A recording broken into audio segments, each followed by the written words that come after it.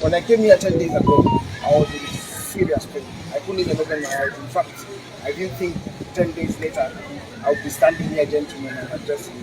So I thank you very much in AWS for the treatment. I walk out of your words and your eyes to be a fit man to go and battle. Having said that, allow me then to address two issues.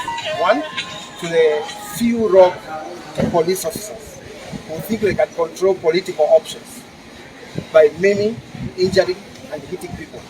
This is my message to you. You did nothing. Number two, I am unshaken, and my belief in the Hustler Nation remains strong and undiluted. Number two, as for those who sent them, those people sent them, I really forgive you. And I wish that this does not happen to you and it does not happen to your children. Because I do not wish it even for my worst enemy. And because DCI has been in this hospital and trying to get statements from me, please, gentlemen, tell them on the second week of February, I will be going to a small church in Kirinyaga, accompanied by my friends, some of them who are here, to go and give a Thanksgiving service. First of all, we want to take this opportunity to thank God that Dennis is out of hospital now. As you can see, anaendelea kupona vizuri. Na pia tunashukuru Wakenya wote, our parents out there, our mothers, our fathers, our brothers and sisters who have been praying for Dennis every day ndio apate nafuu ile yako nayo siku ya leo. I was telling Dennis, most of the places I was going when he was in hospital, in Kiharu and even other places, people were praying for Dennis Itubi by name. Na kwa hivyo tunashukuru Mungu kwa sababu hii ni matendo yake. Na sisi kama Hustler Nation huwa hatujipigi kifua. Tunajua Mungu ndiye mbele yetu na ndiye anatupea mwangaza wa kutembea. Having said that, I also want to thank Nairobi West Hospital and the entire fraternity of Hustler Nation, and of course led by our boss, the Deputy President, who actually came to visit Dennis Itubi earlier here in hospital. Maombi yenu na kujalia Itubi ndio amepata nafuu. I also want to decry the abhorrent behavior that we have now started seeing with this regime led by President Uhuru Kenyatta. That now we have seen that words are being substituted with guns and ideas are being substituted by hammers. We want to address this regime and tell them, we have seen many before. We have seen since independence regimes that were as brutal. Now they are history. We have seen also in other countries, starting from Angola, going to DRC Congo, Mobutu Sese Seko. We have seen Idi Amin Dada. So even the dictators that are currently in power in this country, you only have months to your reign and you are going to go home. Kwa hivyo muache hii maneno ya kudhurumu wa Kenya kwa sababu ya siasa. And I say so because, as Dennis said, we are going to reveal, and Dennis is going to put it in plain words in February, that these abhorrent incidents was actually orchestrated by the same government that we pay taxes to protect us.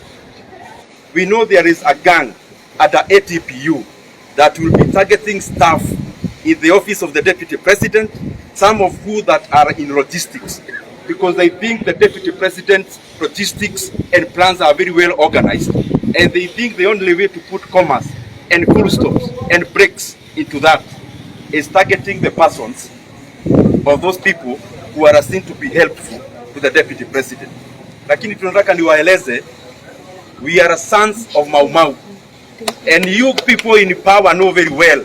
Nyinyi ni gati, nyinyi ndio mlikuja hapa mukachukua masaba yote ya Mau Mau. Mlifikiria tutaenda wapi? The sons of Mau Mau are still here and around, so you can do whatever you want to do. Mimi mumenishika, all the leaders here, you have intimidated them.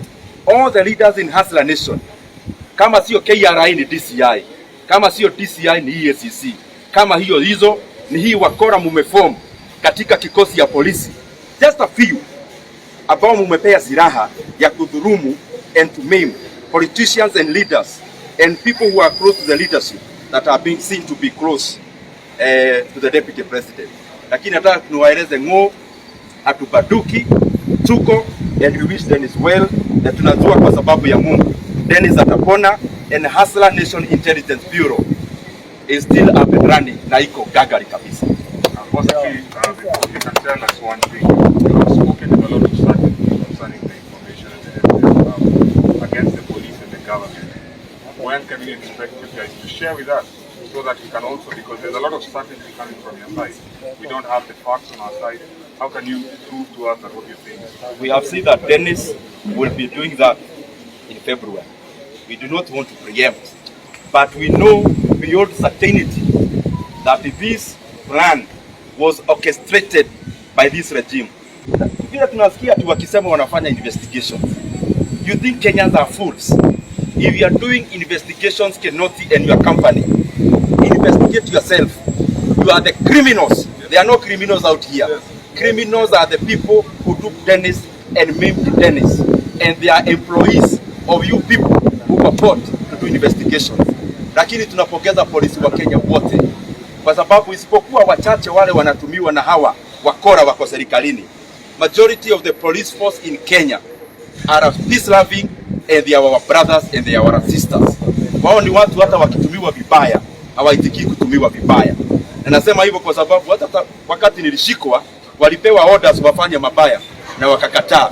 So majority of the police of this country are peace loving, they are Hustler Nation, and they are good people. But they are small bosses. They are field bosses up here. They are the criminals, and they are only have a few months ya kujaribu kutisha watu, lakini hatutishiki.